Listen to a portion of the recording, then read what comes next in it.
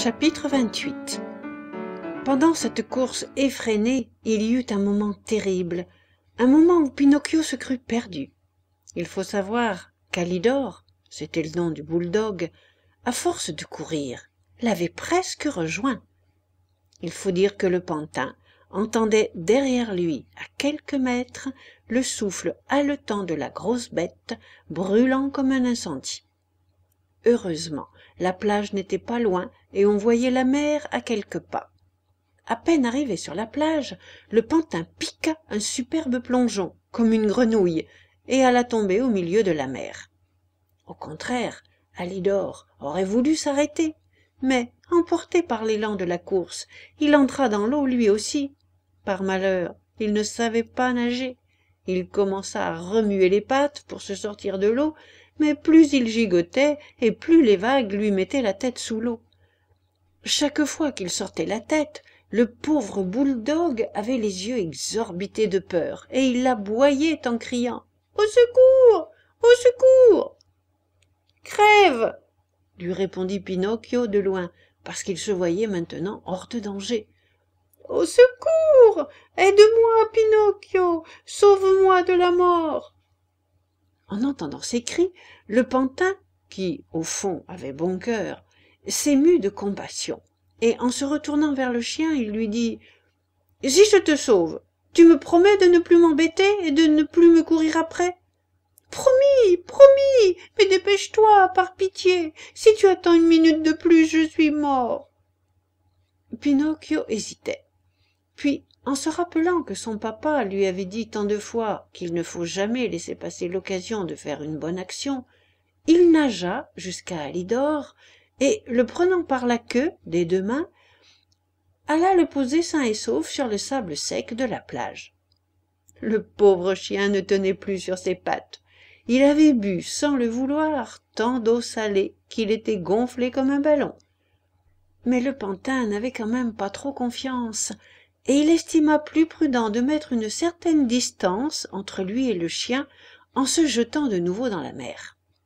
Quand il fut un peu plus loin de la plage, il cria à son ami sauvé « Adieu, Alidor, bon voyage et bonjour chez toi !»« Adieu, Pinocchio !» répondit le bouledogue. « Mille merci de m'avoir sauvé de la mort. Tu m'as rendu un grand service, et en ce monde, on ne sait jamais ce qui peut arriver. Si l'occasion se présente, nous en reparlerons. » Pinocchio continuait à nager en se tenant près de la terre. Finalement, il lui sembla qu'il était arrivé dans un endroit sûr. En lançant un coup d'œil sur la plage, il vit, dans les rochers qui surplombaient la plage, une sorte de grotte d'où sortait un long panache de fumée. « Dans cette grotte, se dit-il, il doit y avoir du feu. Tant mieux, je pourrai me sécher et me réchauffer. Et puis, je verrai bien ce qui arrivera. » Ayant pris cette décision, il s'approcha du rocher. Il commençait à grimper quand il sentit quelque chose sous l'eau qui le soulevait et le portait en l'air. Tout de suite, il essaya de s'échapper, mais c'était trop tard, parce que, à sa grande surprise, il se trouva pris dans un filet au milieu de poissons de toute taille et de toute forme qui frétillaient et se débattaient désespérément. En même temps, il vit sortir de la grotte un pêcheur, très laid, si laid qu'il semblait un monstre marin. Au lieu de cheveux, il avait sur la tête un buisson épais d'herbes vertes. La peau de son corps était verte, elle aussi, ainsi que ses yeux, et une longue, longue barbe qui descendait jusqu'à terre. Il ressemblait à un gros lézard vert, debout sur ses pattes de derrière. Quand le pêcheur eut tiré son filet hors de l'eau, il s'exclama tout joyeux « Quelle chance! Aujourd'hui je pourrais me faire une belle poêlée de poisson !»« Heureusement, moi je ne suis pas un poisson !» se dit Pinocchio en reprenant un peu courage. Le filet plein de poissons fut porté dans la grotte. Une grotte obscure et enfumée, au milieu de laquelle bouillait une grande poêle pleine d'huile qui envoyait une odeur à couper la respiration.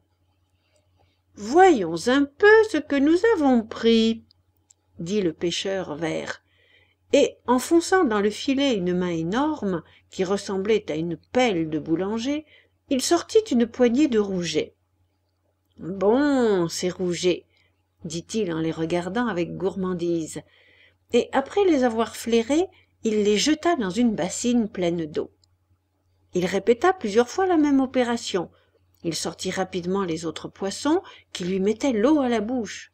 « Très bon, ces merlans !»« Exquis, ces mulets !»« Délicieuse, ces dorades !»« Une merveille, cette langouste !»« Un régal, ces anchois, même avec la tête !»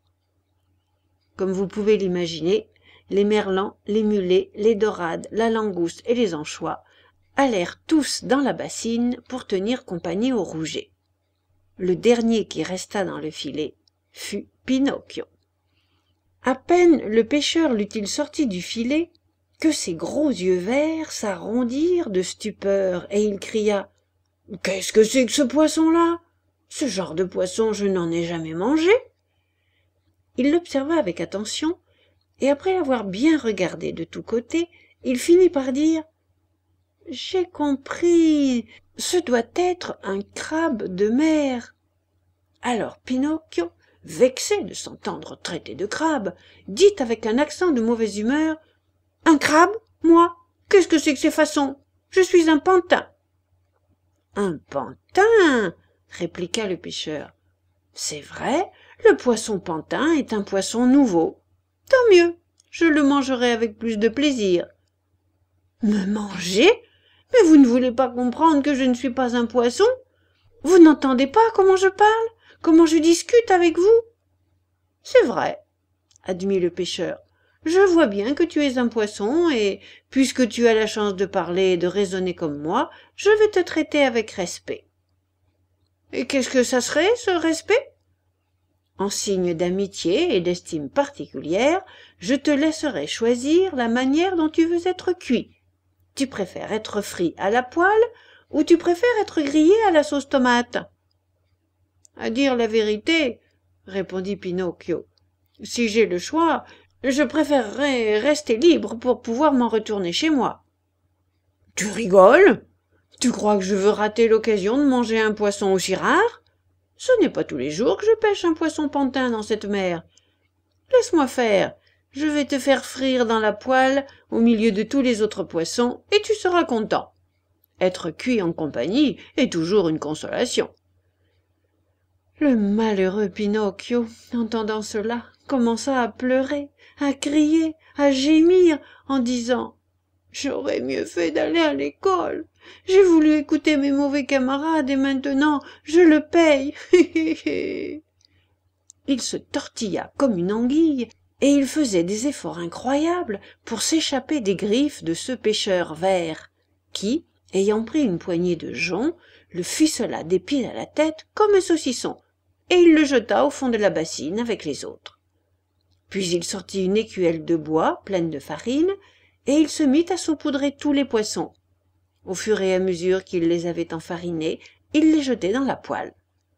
Les premiers à être jetés dans l'huile bouillante furent les pauvres rougets, puis les merlans, les mulets, les dorades, le crabe et les anchois. Puis arriva le tour de Pinocchio, qui, se voyant près de la mort, et quelle mort horrible, fut pris de tant de tremblements d'épouvante qu'il n'avait plus la force de supplier. Le pauvre enfant levait des yeux suppliants, mais le pêcheur vert, sans état d'âme, le tourna 5 ou 6 fois dans la farine, de la tête aux pieds, si bien qu'il semblait être devenu un pantin de plâtre. Puis il le prit par la tête et...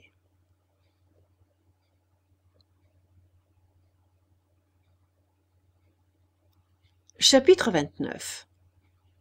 Alors que le pêcheur était sur le point de jeter Pinocchio dans la poêle, entra dans la grotte un gros chien alléché par l'odeur de la friture. « Va-t'en !» cria le pêcheur en le menaçant et en tenant encore dans ses mains le pauvre pantin tout enfariné. Mais le pauvre chien avait une faim comme 4. Il se mit à gémir en remuant la queue comme pour dire « Donne-moi un peu de ta friture et je m'en vais. »« Va-t'en, te dis-je » répéta le pêcheur, et il allongea la jambe pour lui donner un coup de pied. Alors, le bouledogue, qui avait de plus en plus faim, n'était pas d'humeur à se laisser brutaliser. Il se retourna vers le pêcheur en montrant des crocs menaçants. En même temps, il entendit une petite voix qui criait « Au secours, Alidor! Si tu ne me sauves pas, je suis frit !» Le bouledogue reconnut immédiatement la voix de Pinocchio. Il se rendit compte que la voix était sortie du fagot enfariné que le pêcheur tenait à la main. Alors, qu'est-ce qu'il fit? Il sauta d'un bond sur le fagot enfariné et, en le tenant avec précaution dans sa gueule, il sortit en courant de la grotte et partit comme un éclair. Le pêcheur, irrité de voir s'échapper un poisson qu'il aurait mangé volontiers, se mit à courir après le chien. Mais, après 4 pas, il se mit à tousser tellement violemment qu'il fut obligé de retourner en arrière. Dès qu'Alidor eut retrouvé le chemin qui menait à la ville, il s'arrêta et posa délicatement son ami Pinocchio par terre. « Que de merci je te dois !» dit le pantin. « Pas besoin, » répondit le chien. « Tu m'as sauvé la vie, et je n'ai fait que te rendre ta bonne action. Tu sais, dans ce monde, il faut toujours s'entraider les uns les autres. »« Mais comment as-tu fait pour arriver dans cette grotte ?»« J'étais allongé sur la plage, plus mort que vif, quand tout à coup, le vent m'a apporté une bonne odeur de friture qui m'a ouvert l'appétit, et j'y suis allé directement. Si j'étais arrivé 1 minute plus tard... »« Ne dis rien !» hurla Pinocchio qui tremblait encore de peur.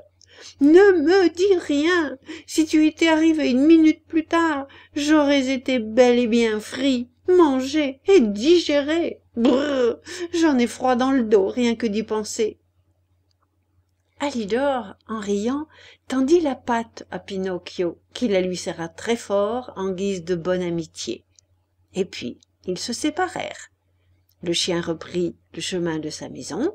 Pinocchio, resté seul, alla jusqu'à une chaumière qui était tout près de là, et il demanda à un petit vieux qui se réchauffait au soleil sur le pas de la porte. « Bonjour, monsieur. Avez-vous des nouvelles d'un pauvre garçon qui a reçu un coup sur la tête et qui s'appelle Eugène ? » « Le garçon a été porté par quelques pêcheurs ici, chez moi, et maintenant... »« Maintenant, il est mort ?» l'interrompit Pinocchio. « Non, maintenant il est guéri et il est rentré chez lui. »« C'est vrai? C'est vrai ?» cria le pantin en sautant de joie. « Donc la blessure n'était pas grave ?»« Non, mais elle aurait pu être très grave, et même mortelle, parce qu'il a reçu sur la tête un gros livre relié en carton. »« Et qui le lui a lancé ? » ?»« Un de ses camarades de classe, un certain Pinocchio. »« Et qui est ce Pinocchio ? » demanda le pantin en faisant semblant de ne rien savoir. « Ils disent que c'est un mauvais garçon, un vagabond, un vrai bon à rien. »« Ce n'est pas vrai. Tout ça, ce sont des calomnies. »« Tu le connais, toi, ce Pinocchio ? » ?»« De vue, » répondit le pantin. « Et que sais-tu de lui ? » lui demanda le petit vieux. « Moi, je crois qu'il est un bon fils qui aime étudier, obéissant, affectueux avec son père et pour toute sa famille. » En disant tous ces mensonges, Pinocchio se toucha le nez et il s'aperçut qu'il s'était allongé de plus de 10 centimètres. Alors, tout effrayé, il commença à crier. « Ne croyez pas, monsieur, tout ce que je viens de vous dire, parce que je connais bien Pinocchio, et je peux vous assurer que c'est un garnement, un désobéissant et un vaurien, qui, au lieu d'aller à l'école, va vagabonder avec ses camarades. » À peine eut-il prononcé ces mots que son nez retrouva sa taille. « Et pourquoi es-tu blanc comme ça ?» lui demanda le petit vieux. « Je vais vous le dire. Sans m'en apercevoir, je me suis frotté contre un mur qui était blanchi de frais, » répondit le pantin, qui avait honte de dire qu'on l'avait fariné comme un poisson pour le faire frire dans une poêle.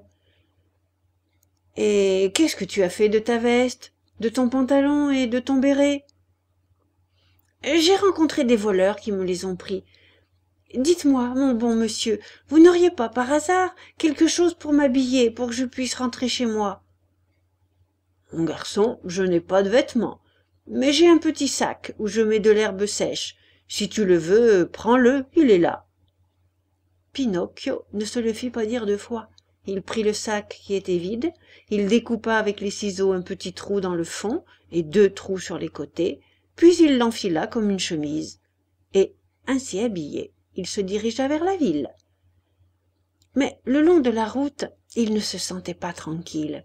Il s'arrêtait, il faisait un pas en avant, un pas en arrière, et il se disait « Comment je vais faire pour me présenter devant ma bonne petite fée? Qu'est-ce qu'elle va dire quand elle me verra? Est-ce qu'elle voudra encore me pardonner cette 2e désobéissance? Jamais elle ne me pardonnera. Oh non, elle ne me pardonnera certainement jamais. Maintenant, je sais ce que je dois faire, parce que je suis un vaurien qui promet sans arrêt de me corriger, mais je ne tiens jamais mes promesses. » Quand il arriva à la ville, il faisait déjà nuit, et il commençait à pleuvoir à seaux. Alors, il alla tout droit à la maison de la fée, bien décidé à frapper à la porte et à se faire ouvrir. Mais quand il fut arrivé, il manqua de courage, et au lieu de frapper, il s'éloigna d'une 20aine de pas. Puis il retourna à la porte, mais il n'osa pas frapper, et repartit. Une 3e fois, la même chose. Enfin, la 4e fois, en tremblant, il prit le heurtoir et donna un petit coup.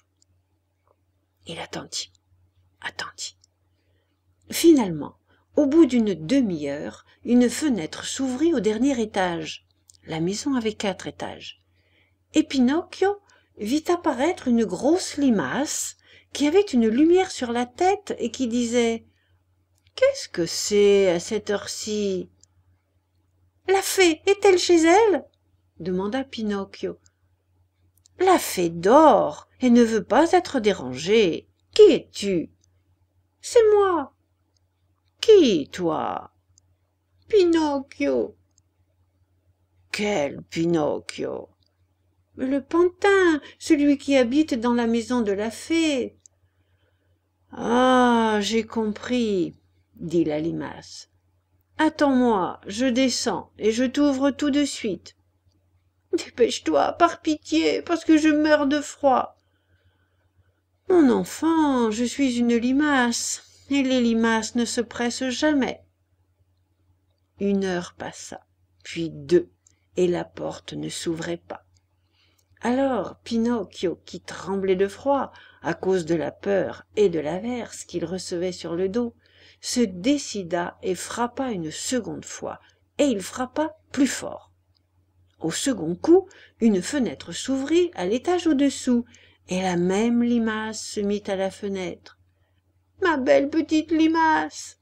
cria Pinocchio de la rue. « Ça fait 2 heures que j'attends, et quand on attend, 2 heures sont plus longues que 2 années. Dépêche-toi, par pitié. »« Mon enfant, » dit la limace du haut de sa fenêtre, « mon enfant, je suis une limace, et les limaces ne se pressent jamais. » Et la fenêtre se referma.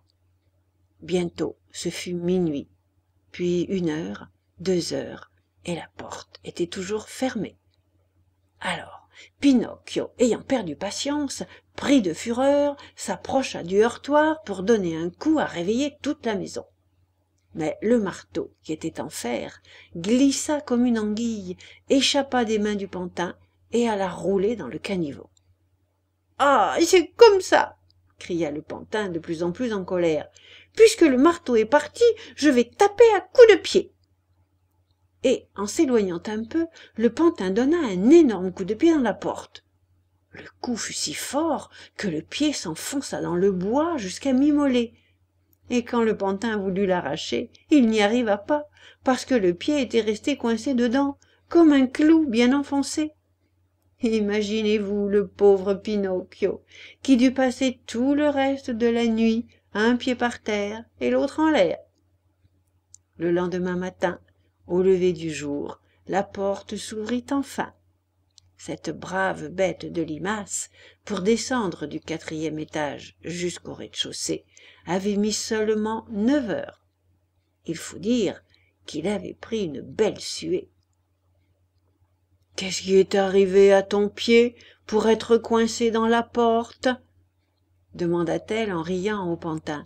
« C'est un accident, ma belle petite limace. Est-ce que vous pourriez me délivrer ?»« Mon enfant, pour ça, il faudrait un menuisier, et je ne suis pas menuisier. »« Demande à la fée de ma part. »« La fée dort et ne veut pas être dérangée. »« Mais que veux-tu que je fasse toute la journée clouée à cette porte ?»« Amuse-toi à compter les fourmis qui passent dans la rue. »« Au moins apporte-moi quelque chose à manger, parce que je meurs de faim. » « Tout de suite, » dit la limace.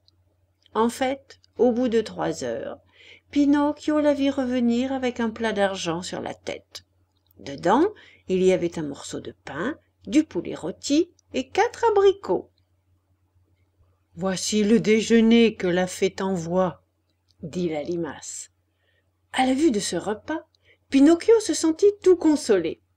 Mais quand il commença à manger, quelle fut sa déception en s'apercevant que le pain était de plâtre, le poulet en carton et les 4 abricots en terre peinte. Il voulait pleurer, il voulait céder au désespoir, il voulait jeter le plat et tout ce qu'il y avait dedans. Mais, à cause de la douleur et de la faim, il tomba évanoui. Quand il revint à lui, il se trouvait sur un canapé et la fée était à côté de lui. « Encore cette fois je te pardonne, » dit la fée, « mais gare à toi si tu recommences à faire des bêtises. » Pinocchio promit et jura qu'il étudierait et qu'il se conduirait toujours bien. Et il tint parole tout le reste de l'année. En fait, juste avant les vacances, il eut l'honneur d'être reconnu comme le meilleur élève de l'école.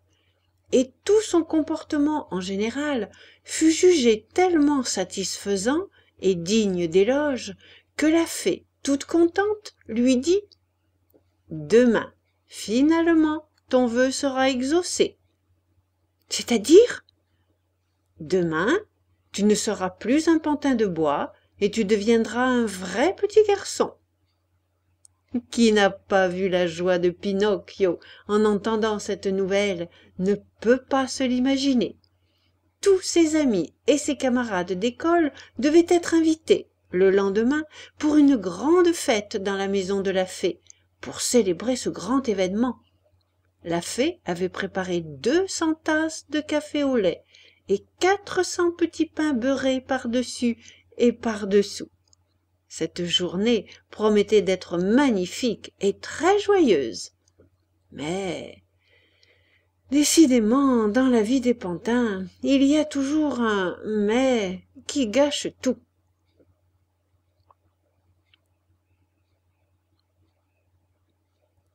Chapitre 30. Naturellement, Pinocchio demanda à la fée la permission de faire le tour de ses amis pour les inviter, et la fée lui dit « D'accord, tu peux aller inviter tes amis à la fête de demain, mais souviens-toi que tu dois rentrer à la maison avant la nuit. Tu as compris ?»« Je vous promets d'être de retour dans 1 heure, » répondit le pantin. « Prends garde, Pinocchio. Tous les enfants ont vite fait de promettre, mais la plupart du temps, ils ne tiennent pas leurs promesses. Mais moi, je ne suis pas comme les autres enfants. Quand je promets une chose, je tiens ma promesse. »« Nous verrons. Mais si tu désobéis, tant pis pour toi. »« Pourquoi ? » ?»« Parce que les enfants qui n'écoutent pas les conseils de ceux qui savent mieux qu'eux vont toujours au-devant de quelques mésaventures. »« Je m'en suis aperçu, » dit Pinocchio, « mais maintenant on ne m'y reprendra plus. »« Nous verrons si tu dis vrai. » Sans rien ajouter, le pantin embrassa la bonne fée, qui était pour lui une maman, et en chantant et en dansant, il sortit. En moins d'1 heure, tous ses amis furent invités. Quelques-uns acceptèrent tout de suite de grand cœur. Les autres, au début, se firent un peu prier, Mais quand ils surent qu'il y aurait des petits pains à tremper dans le café au lait, et qu'ils seraient beurrés des deux côtés, ils finirent tous par dire « Nous viendrons nous aussi, pour te faire plaisir. » Or, il faut savoir que parmi tous ses camarades d'école, il y en avait un qu'il préférait à tous les autres. Il s'appelait Roméo, mais tout le monde l'appelait la chandelle parce qu'il était sec, long et maigre comme une bougie. La chandelle était le garçon le plus paresseux et le plus désobéissant de toute l'école. Mais Pinocchio l'aimait beaucoup. Il alla chez lui pour l'inviter à la fête, mais il ne le trouva pas. Il y retourna, mais la chandelle n'y était toujours pas. Il y retourna une troisième fois, et il fit encore le chemin pour rien. Où le trouver?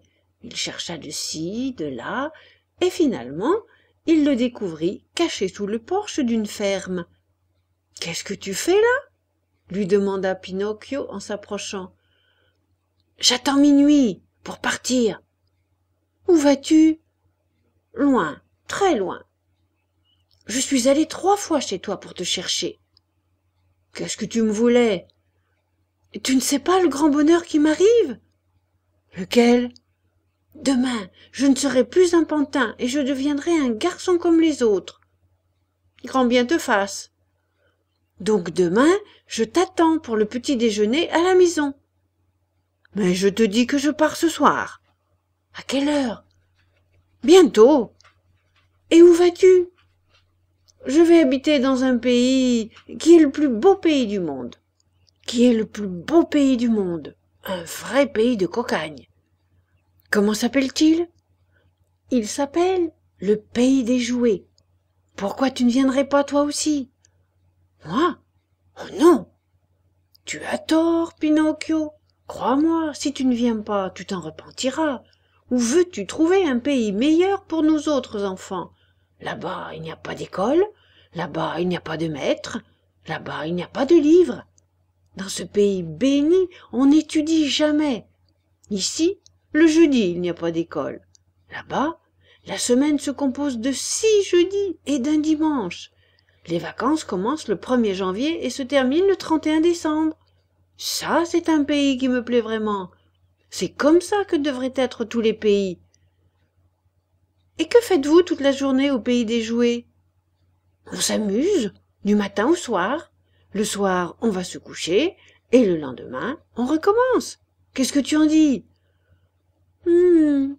Dit Pinocchio en secouant la tête légèrement comme pour dire « C'est une vie qui me conviendrait bien, moi aussi. » Donc, tu veux partir avec moi ? Oui ou non, décide-toi. Non, non, et puis non.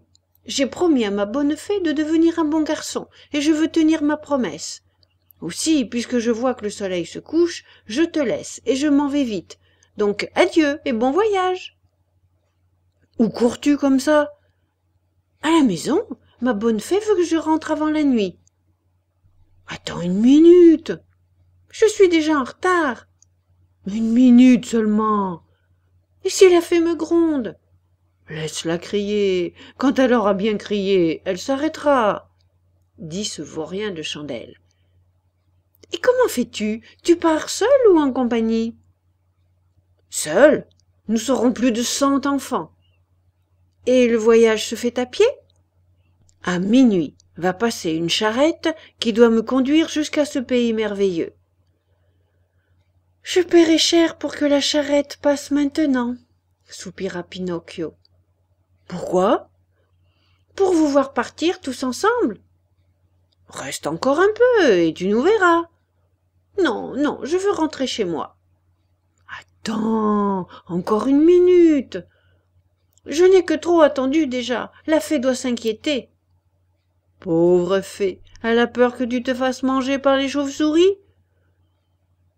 Mais tu es sûr, ajouta Pinocchio, que dans ce pays il n'y a pas d'école ? Pas l'ombre d'une seule. Et pas de maître ? Pas un seul. Et on n'est pas obligé d'étudier ? Jamais, jamais, jamais. Quel beau pays, dit Pinocchio, se sentant venir l'eau à la bouche. « Quel beau pays! Je n'y suis jamais allé, mais je me l'imagine. »« Pourquoi tu ne viens pas, toi aussi ?»« Ne me tente pas, ça ne sert à rien. J'ai promis à ma bonne fée de devenir un bon petit garçon. Je ne veux pas manquer à ma parole. »« Donc, adieu, et salue bien les écoles primaires, et même les collèges, si tu en rencontres un au coin de la rue. »« Adieu, Chandelle, fais bon voyage, amuse-toi bien et pense quelquefois à tes amis. » Ceci dit, le pantin fit 2 pas pour s'en aller. Mais il s'arrêta, et, se tournant vers son ami, il lui demanda « Mais est-ce que tu es sûr que dans ce pays, toutes les semaines comportent 6 jeudis et un dimanche ?»« Sûr et certain. »« Mais est-ce que tu es sûr que les vacances commencent le 1er janvier et finissent le 31 décembre ?»« Sûr et certain. »« Quel beau pays !» répéta Pinocchio, brûlant de convoitise. Puis, résolument, il ajouta « Donc, adieu et bon voyage. »« Adieu. »« Et quand partez-vous ?»« Dans peu de temps. »« Dommage. Si vous partiez dans 1 minute, je pourrais attendre. »« Et la fée ? » ?»« De toute façon, maintenant il est tard, et 1 heure de plus ou de moins, ça revient au même. » Pauvre Pinocchio. Et si la fée se met à crier? Je la laisserai crier, et quand elle aura bien crié, elle s'arrêtera. Pendant ce temps, la nuit était tombée. Tout d'un coup, ils virent briller une lumière dans le lointain, et ils entendirent des sons de cloches et de trompettes, qui semblaient être le bourdonnement d'un moustique. « La voilà !» cria Chandelle en sautant sur ses pieds. « Qui est là ?» demanda Pinocchio à mi-voix. « C'est la charrette qui vient me chercher. Alors, tu viens, oui ou non ? » ?»« Mais tu es bien sûr que dans ce pays, on n'est pas obligé d'étudier. »« Jamais, jamais, jamais. »« Quel beau pays, quel beau pays, quel beau pays !»